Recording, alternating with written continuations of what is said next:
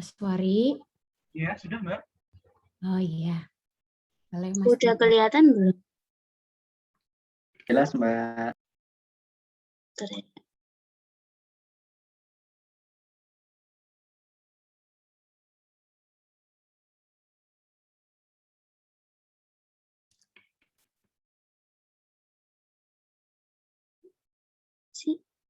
Ya, selamat siang Bapak Indiwan dan teman-teman semuanya.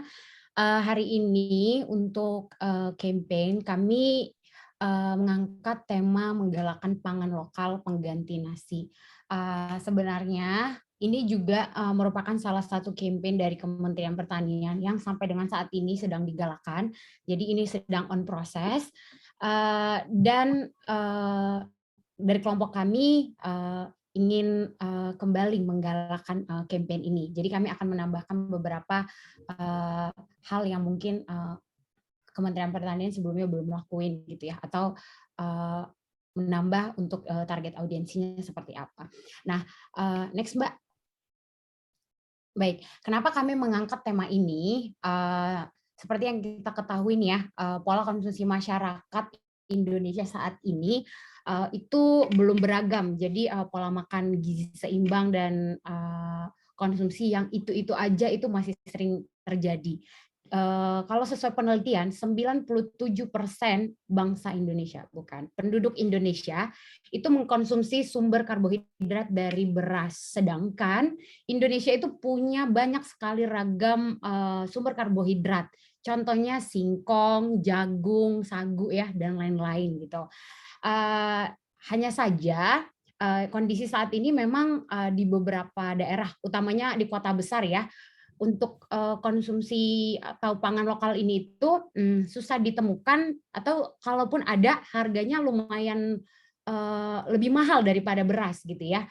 Jadi menyangkut kemudahan dalam memperolehnya, kemudian dari harganya juga ya. Kenapa itu kadang-kadang tuh masyarakat masih terkendala untuk konsumsi pangan lokal ini. Sehingga kami juga mau untuk tujuan kampanye program kami ini, yang pertama mengedukasi masyarakat dulu tentang berbagai jenis komoditas pangan lokal, dengan mengedukasi, dengan lebih familiar dengan pangan lokal, begitu, makin banyak petani-petani yang akan menanam pangan lokal sendiri. Jadi nggak cuma beras doang yang ditingkatkan, tapi singkong, jagung pakan ya, maksudnya jagung untuk dimakan gitu, itu bisa ditingkatkan juga. Kemudian untuk menciptakan ketahanan pangan keluarga.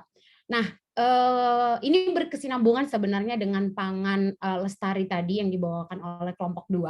Pangan lokal ini juga bisa ditanam oleh keluarga. Jadi bisa ditanam di sekitaran rumahnya begitu, singkong, jagung, itu menjadi sumber pangan yang bisa juga untuk keluarga begitu. Kemudian ini juga mengurangi ketergantungan masyarakat terhadap beras, menciptakan diversifikasi pangan ya. Apalagi tuh kadar gula beras itu sebenarnya kan lebih tinggi ya daripada jenis komoditas pangan lokal yang lain gitu ya. Ini juga bisa menjadi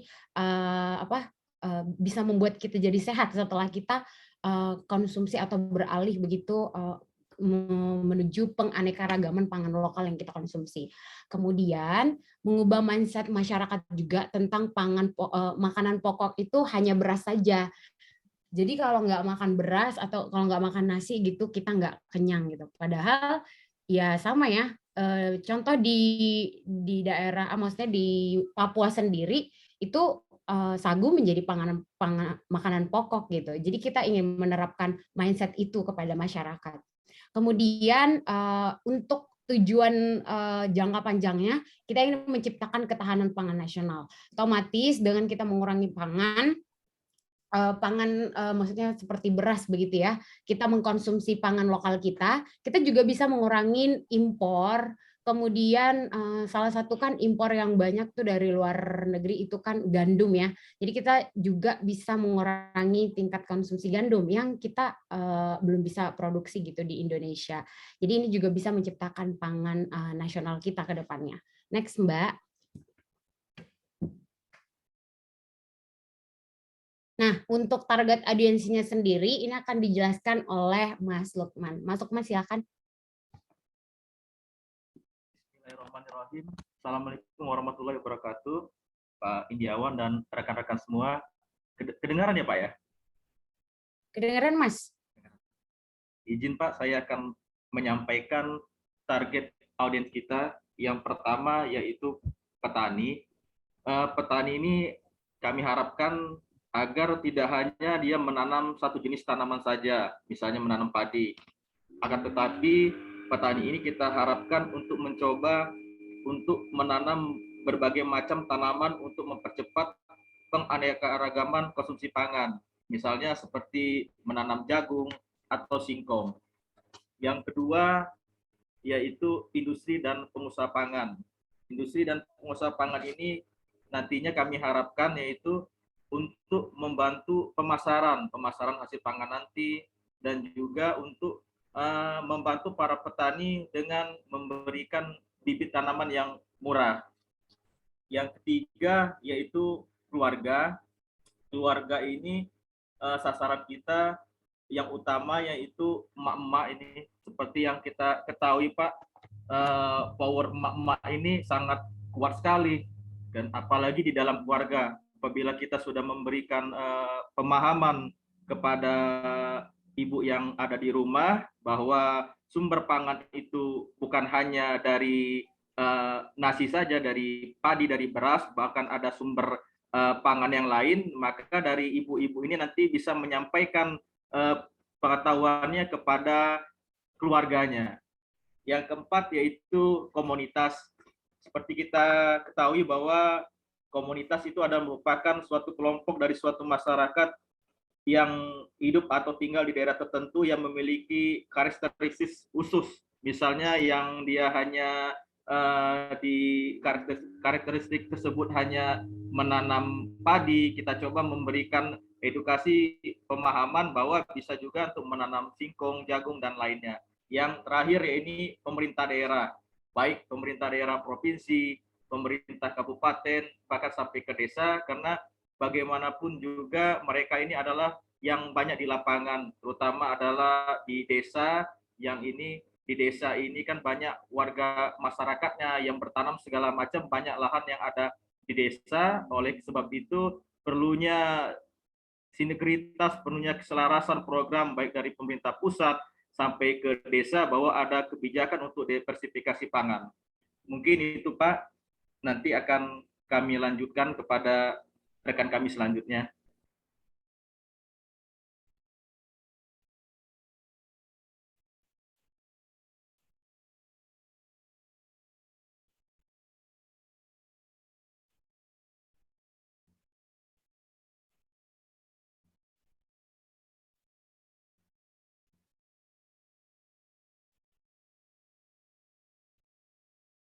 Ayo Mbak Anissa. Oh iya, jadi untuk campaign ini dilakukan melalui media online, media cetak, media elektronik, dan komunikasi langsung kepada para target audiensnya. Media online biasanya dilakukan melalui Twitter, IG, Facebook, seperti itu.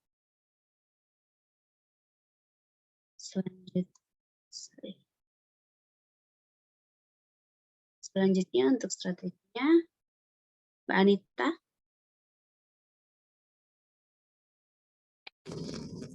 Untuk strategi teknis, kita bagi strategi teknis dan juga ada strategi komunikasinya. Untuk strategi teknisnya, strategi besarnya yaitu tadi yang disampaikan sempat dipaparkan di awal terkait diversifikasi pangan. Jadi mengajak masyarakat untuk dalam mengkonsumsi pangan itu tidak hanya beras tapi beraneka ragam. Jadi lebih eksplor untuk makanan bahan utama konsumsi pangannya, seperti itu. Next.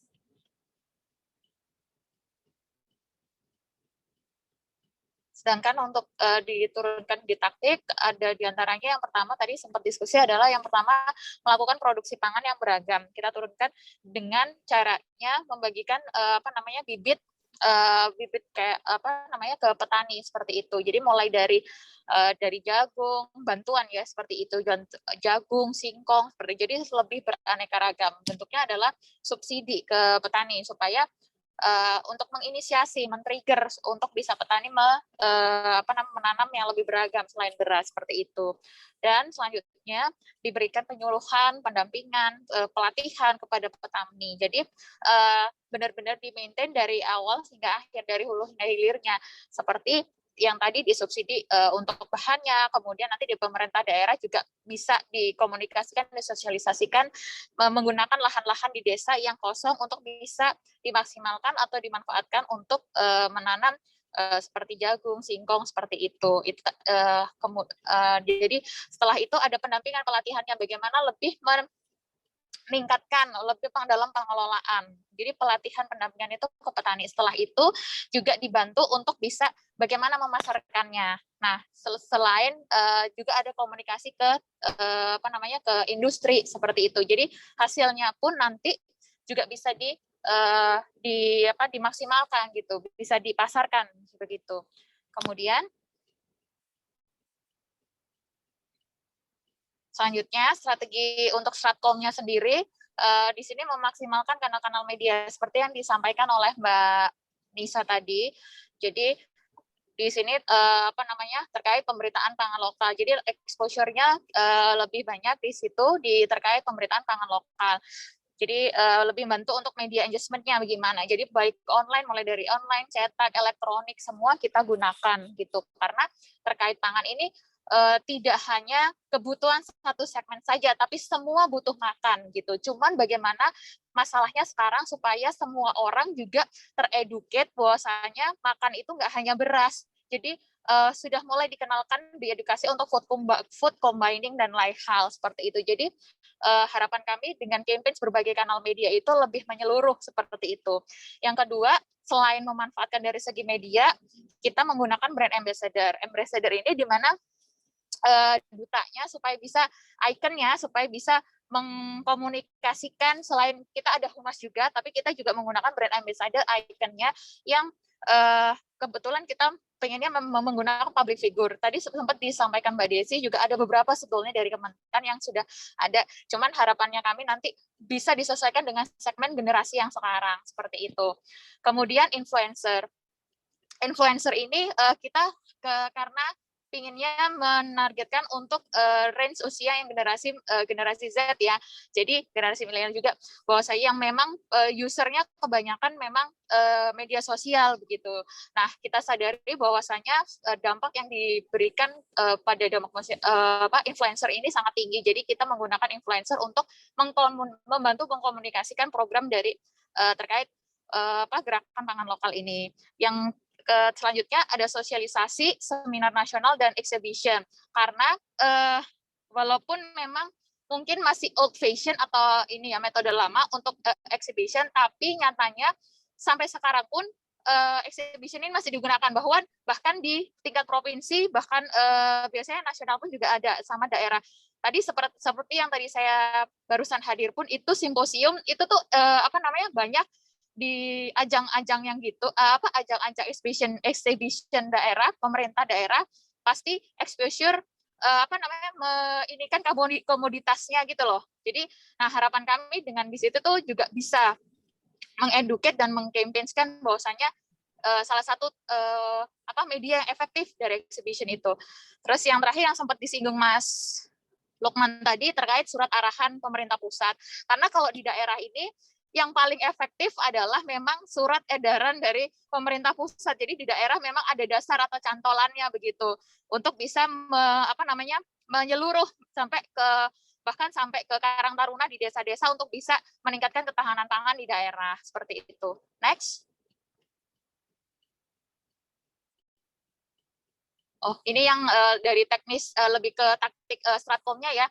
Ada yang ini menyebarkan rilis, mulai dari menyebarkan rilis, pembuatan rilis, terus video infografis singkat untuk mengajak masyarakat konsumsi pangan lokal, baik di video pendek, terus terkait yang tadi penjelasan brand ambassador tadi, ini ada juga kita ambil Dewi Hugas karena dia influencer untuk pola hidup sehat dengan food combining. Beliau memang sudah nggak makan nasi, tapi mengcombine, bahkan strateginya adalah mengcombine makanan selain nasi gitu. Jadi ada resep-resep khusus untuk mengajak yang memang mostly banyak orang di Indonesia kelebihan berat badan atau diabetes, itu justru bisa efektif dalam program-programnya untuk bisa mengajak hidup lebih sehat begitu. Jadi tidak hanya beras, tapi ada kentang, kemudian ada singkong juga sebagai pengganti, terus ada jagung juga, seperti itu. Kemudian untuk pembuatan tribun, spanduk, dan media kanal YouTube seperti biasa. Jadi sebelum untuk event-event pelatihan atau sosialisasi, itu kita buatkan tribun supaya lebih awareness bahwasanya ini loh programnya pemerintah atau program ini nih ada gerakan pangan lokal. Jadi selain kita upload di feed di IG, tapi ada tribun. Jadi sebelum hari H itu ada tribun campaigns-nya gitu. Jadi ada sebelum acara sama strateginya sebelum acara gitu. Ada spanduk, kalau spanduk ya untuk ini publikasi di desa, biasanya balai desa kalau misalkan kita mau pakai old fashion, karena kalau misalkan terkait pangan di daerah itu banyak yang harus digali, justru di situ banyak yang perlu disentuh seperti itu. YouTube, kalau kanal YouTube lebih ke konten sih, untuk pelatihan atau knowledge di situ. Kemudian untuk tagline yang ini tadi baru, kalau ini tagline ini kami gagas, sebenarnya nanti bisa jadi usulan ke Kementan, mungkin kenyang nggak harus makan nasi, untuk lebih singkatnya agar lebih mudah diingat oleh audiens. Terus yang exhibition tadi ini detailnya menyelenggarakan pameran pangan lokal. Next. Ya, kemudian indikator keberhasilan akan disampaikan rekan saya selanjutnya. Silahkan. Ya, terima kasih Mbak Anita. Ya, untuk indikator keberhasilan secara umum di sini ada NTP, nilai tukar petani mengalami kenaikan. Jadi kalau biasanya mungkin mereka hanya di bawah 100%, harapannya ketika sudah ada program ini semakin banyak diversifikasi pangan, ada kenaikan hingga mencapai 103%. Kemudian untuk tadi disebutkan di YouTube juga ada peningkatan viewersnya, ada 1 video atau 2 video mungkin yang secara dipublikasikan akan viral seperti itu. Kemudian engagement rate-nya juga mencapai sekitar 7%. Kemudian juga secara umum ada peningkatan followers di sosial media, baik di Instagram maupun di Facebook.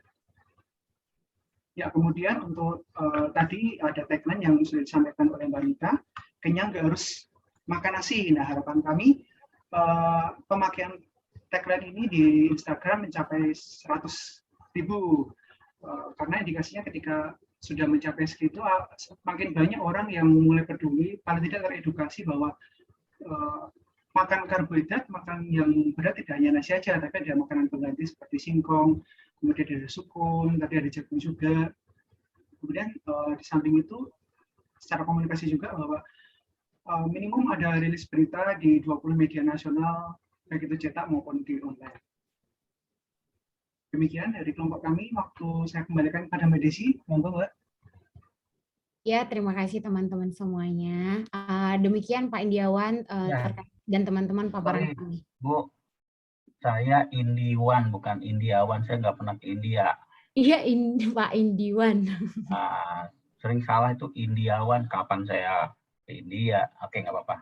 Karena waktunya sudah ini ya, saya komentari aja ya teman-teman ini ya. Yes. Idenya bagus nih. Idenya bagus, artinya diet tanpa nasi itu, jangan tergantung pada nasi itu gampang-gampang susah ya. Saya pernah coba yang gayanya si Huges itu, tersiksa banget Mbak, Bu Desi. Garam nggak boleh, gula nggak boleh. Kalau gula harus pakai bukan pakai madu, pakai kurma, dihancurin. Kalau garam saya cari garam Himalaya tuh, sampai garam aja garam yang khusus buat diet. Memang tersiksa sih awalnya, tapi yang serius itu Bu Yoyo serius dia sampai sekarang dia masih. Jadi jus dia apa-apa di jus, timun semua di jus. Kalau saya mulai ikut lama-lama nggak kuat juga. Nasi itu udah susah ya. Tapi ini ide yang bagus bahwa kita jangan bicara cuma nasi. Ada banyak ya, kentang ya, atau apa lagi? Apa Bu yang ditawarin? Kentang, terus apa lagi penggantinya? Ubi ya? Jagung, kacang-kacangan Pak. Iya. Tapi Kalau bagus banget ya nggak usah sama sekali karbohidrat, itu keren banget ya. Ya, jadi terutama setelah makan di atas jam 6 sore itu kalau bisa jangan ada habuk ya. Jadi mungkin buah-buah aja dan sayur itu keren itu. Nanti pasti langsing deh. Oke, ya. Berikutnya